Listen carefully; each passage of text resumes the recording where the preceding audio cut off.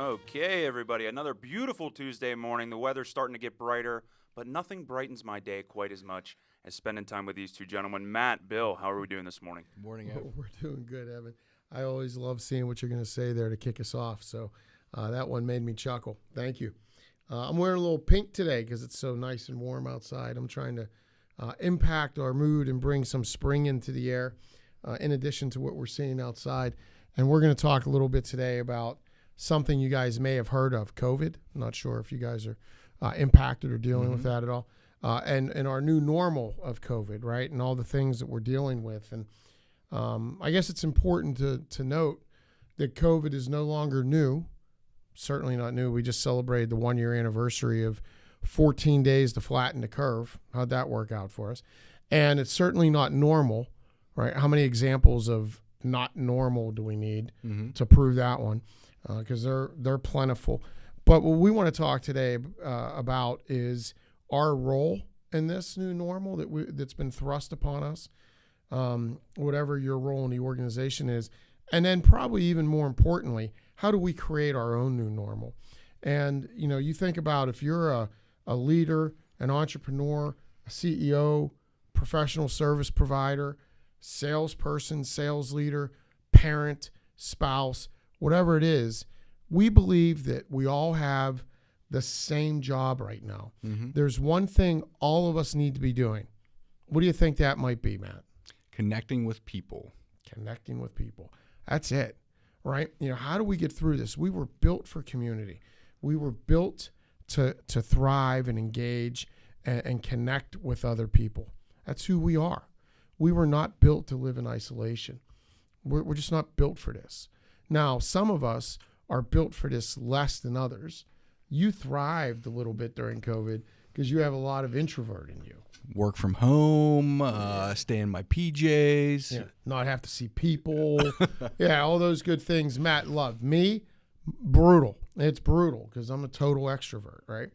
And my family, it's been hell on us because we're all extroverts. So, you know, my kids are in lockdown. They're not connected with people like they love to be connected. They're not connected with their friends. My wife, God bless her, Susie, could talk to anybody about anything, and she's stuck in 4 walls for a long time with just us. Right? I mean, like, that's just not normal. So we need to connect with people. And I think that, you know, if we're a leader or a business owner and we're checking in with our people, do we really know how our people are? You know, are we taking the time as a leader or an owner, a business owner, or an entrepreneur to really understand how our people are? Or are we accepting fine as an answer?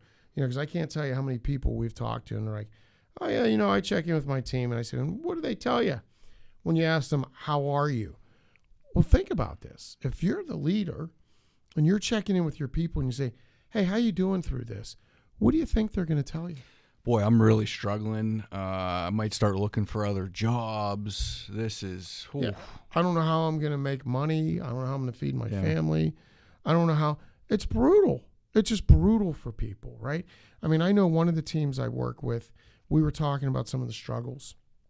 And one of the salespeople on the team, she expressed frustration about it's constant. She said, you know, the frustration's constant. She said, I'm reminded of the stress everywhere. She said, I went to Target the other day, and she's in an industry that's been especially hard hit, right? She said, I went to Target, and I went to the Starbucks, and I realized I don't think I can afford that drink that I normally like to get at Starbucks. That's $4, because that's how this has impacted people's lives, how significantly. So as a leader, are you asking your people, hey, how you doing? And accepting fine? Or are you like one of my good friends who works, one of our clients who I really respect and admire, and she shared with us in a leadership meeting the other day how when her people give her an answer like, yeah, I'm good, or I'm fine, she's vulnerable enough to say to them, really? What are you doing? Because I need to hear about it because I hate this. That's vulnerability. That's leadership vulnerability, to be able to open that up and let somebody know it's okay to not be okay with what's going on. Yeah, and I think stepping back, the connecting with people, it takes, regardless of your role, it takes asking, and it takes reaching out. especially from a salesperson's role. It's funny, as I look across the country, as we're entrenched with one organization and we coach coast to coast.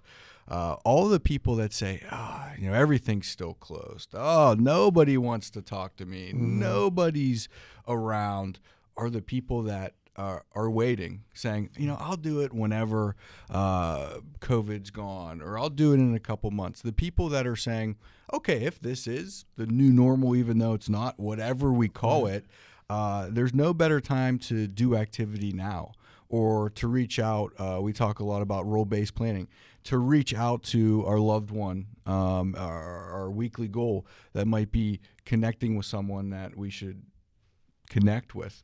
There's no better time than now. You always talk about tomorrow.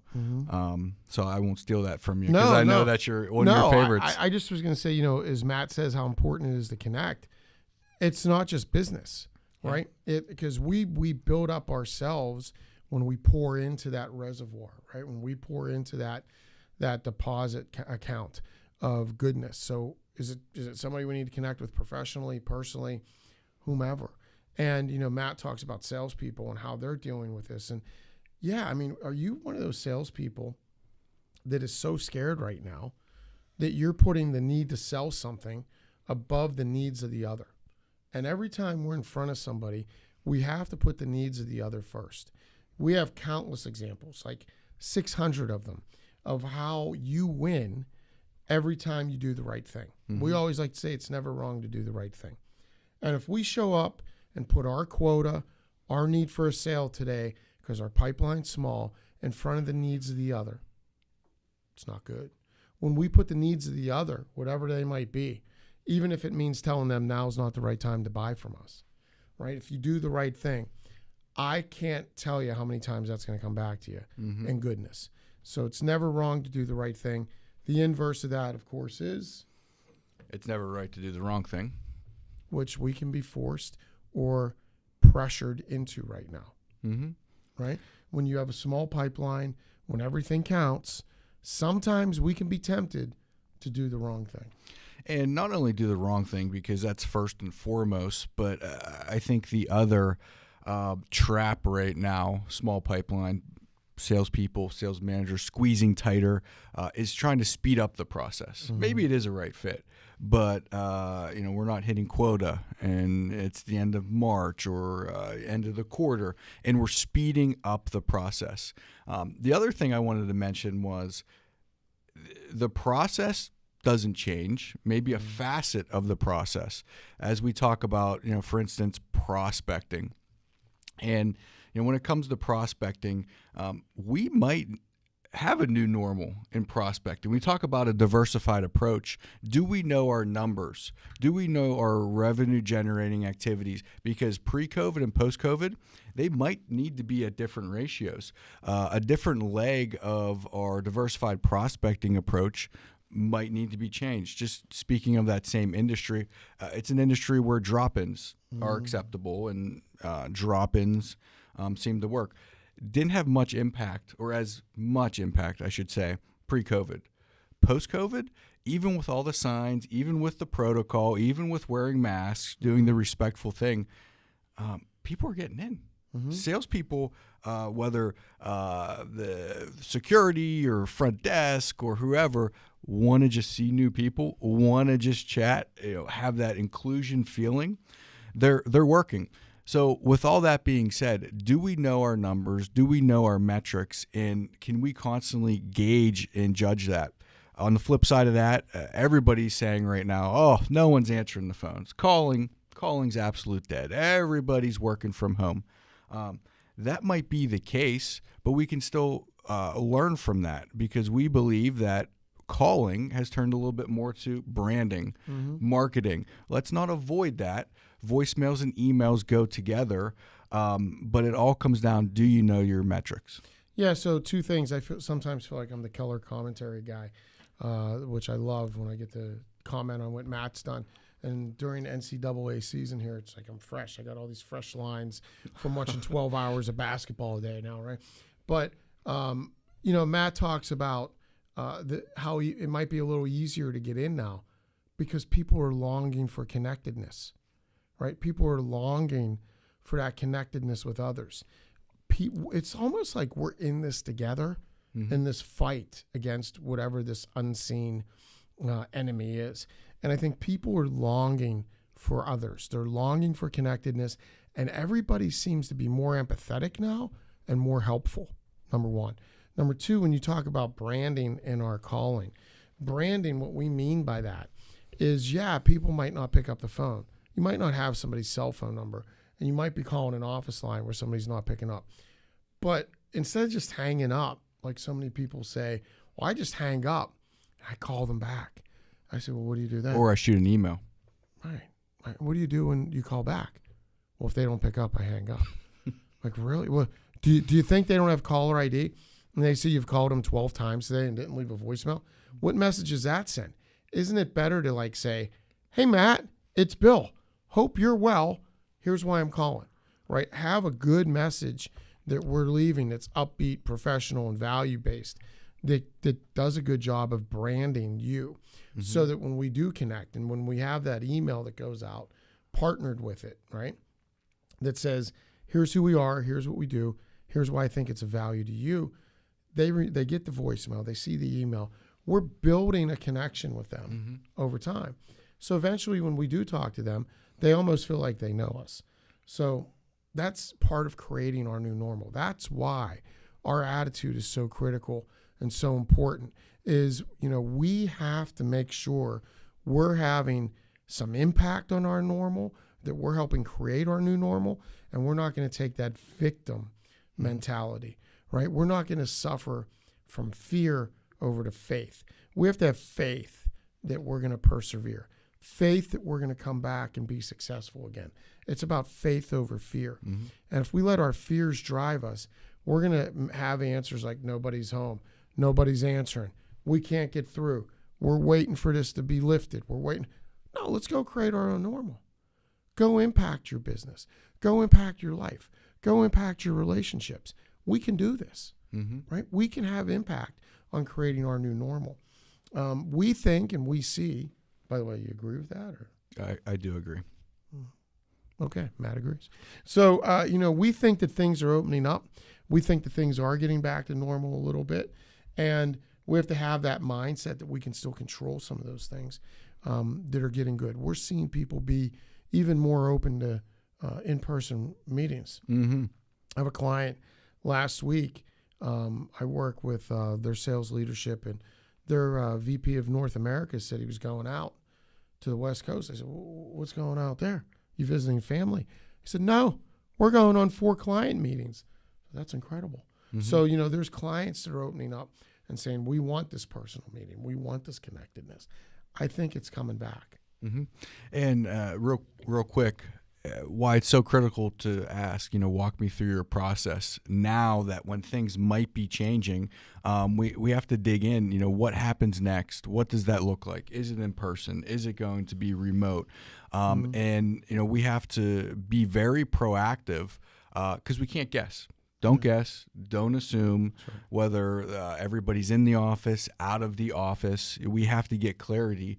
And processes might have slowed down a bit. That's a reality. So it's our job to walk me through your process.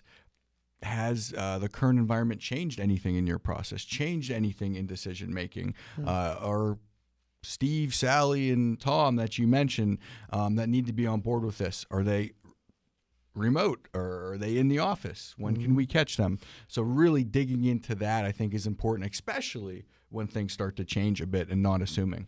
Yeah, and when Matt pointed out, if you notice the style Matt took, he started real broad. Have things changed in your process? And we see where they want to go. And then when they give us vague answers or they're acting like, oh yeah, everything's good, we have to be patient enough to not accept that, right? And drill a little deeper and say, oh, so Steve and Sally are still engaged and they're still going to be part of this? And if so, where are they? And then how are you going to connect with them? And how are you guys managing through the new process? So we start real broad and then we start to get specific.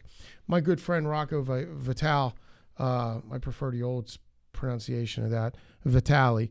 But Rocco mentioned something really good and important, and that's this new Zoom era that we live in, right? It's amazing to me the difference in views in Zoom. Amazing. I talked to somebody last week, and they said, I am so zoomed out, it's ridiculous. He said, I'm just done. He said, in the old days, we didn't have a Zoom call for everything. We actually had phone calls, and we would just talk by phone, and we didn't have to jump on a Zoom. And I was like, yeah? And he was frustrated. He's like, I want to go back to that. I want to go back to the 15 or 30-minute phone call versus the 30 to 60-minute Zoom. And I think that's one camp. I think there's another camp that have said, I love this. You know why? I could build better relationship face-to-face than I can over the phone. Me, I'm neutral. Like, I really like Zoom and Teams, and we use Teams here. I love them because it does allow me to see somebody. I think it gives me, that extra mode of communication to connect. And, we're working with people now that we've never met in person, right? Which is astonishing. We're working with people that we only know them by Zoom or Teams. We only know them over a screen, but we are connected to them. And I think that it's a powerful tool, like Rocco says. It makes us more efficient. And if we go on, the one thing with those is if you're going to use it, turn on your camera, right? And now there are certain circumstances where, and I learned this when I was working from home, that my bandwidth might have struggled because I had kids on a video call in the other room on school, and this is going on. I think at one point in my house, we had 4 video calls going on. And there was some, delayed internet response. So I told the person I was talking to, I was like, I'm going to shut off my camera so that you have a better experience. Okay, that's understandable. But if we're going to go on Zoom, go on Teams, turn on your camera. Will the other person? Not always, but we'll influence them sometimes. And if we get them to turn on their camera, there's better connectedness. If we turn on our camera, we show openness and vulnerability that we want to connect and engage. So, yeah, Rocco, great point. Thank you for sharing that. I think people are much more comfortable too. I remember at the beginning of the pandemic, about a year ago, there were still a number of people that were like, hey, how do I do this? I can't turn my video on. And it was a lot more difficult.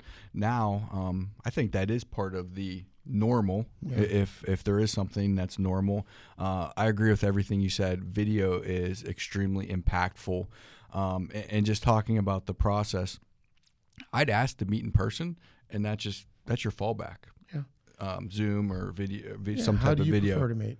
Exactly. Yeah. How do you prefer we get together? I'm open. And they will tell you, like, yeah, you want to come in the office, be courteous, right? Build rapport, bond with them and say, yeah, absolutely, I'll come in. What protocols would you like me to follow? And one thing that you mentioned before, I just want to touch on quickly. I'm having trouble hearing you.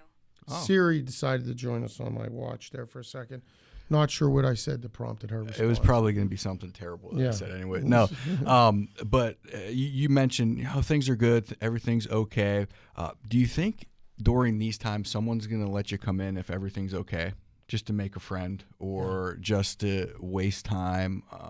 Or no, there's probably something under the hood. The first There's answer, a need. The first answer is always not the real answer. So poke a little bit more, ask open-ended questions, just something that you mentioned, because there usually is a need. Yeah. And look, we're seeing things turn around. I think we all see that. I'll tell you, even this weekend at Mass, we went to Mass at 10 o'clock on Sunday. It was full. First time since this all started a year ago, full. People standing in the back. I was watching people trying to find places to sit, astonished. They're walking down aisles and like, oh, there's no pews. They had to stand in the back. Great sign, right? That's a great sign. There's a hunger for normal. There's a frustration with what we've been through in the past year. And I think there's a hunger for normal that we can influence. So what do we need to do? Here's 3 questions for us, right? What can we do today to impact our new normal? What can we do today to impact what our new normal will be moving forward? Number 1. Number 2, who can we impact? Right? Who is it in our circle, professional, family, community, whatever? Don't just think narrowly. Think as a whole person. Who can we impact? And number 3, how are we going to impact them? How are we going to impact that new prospect that we need to show value to and we know who has a need. How are we going to impact that family member that's longing for a call and might need help and might be isolated? How are we going to impact our community and those in it? So those are 3 questions Matt and I are going to focus on today, right? Again, what can I do to impact my new normal? Who am I going to impact? How will I impact them? And when we start thinking with that victor mindset versus the victim, when we start embracing faith over fear, good things are coming our way. And we're going to be part of this transition from what was called our new normal to what our new normal will actually be. Because what we experienced isn't normal, it's no longer new, but what's ahead of us will be. And that's where we get the impact. We want to look through the windshield, not through the rearview mirror. We want to embrace faith over fear. We want to be victors and not victims. If we do that, we're going to have a great week. We're going to have a great day. We're going to start to build great lives. I think we're going to be happy. Amen to that. Amen. All right. Thank you all, as always, for being with us. Thank you for your comments. We appreciate if you comment on LinkedIn when we post the stream with any questions you might have, and we'll be happy to answer them there. Always, the phones are open. Feel free to give us a call with any questions or shoot us a note. We appreciate you all. Appreciate your time. Have a great week. God bless. Have a good week.